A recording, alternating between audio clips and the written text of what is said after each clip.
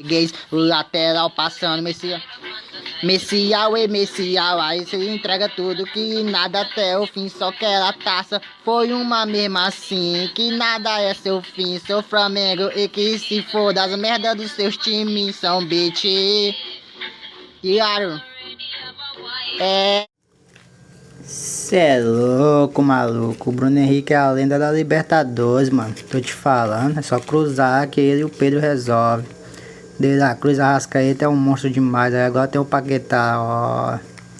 Esse cara é zica. Esse técnico aí é zica, mano. Tem que fazer dentro aí. Substituir na Libertadores, garantir ponto. Botar uns caras fortes no Brasileirão pra garantir ponto também.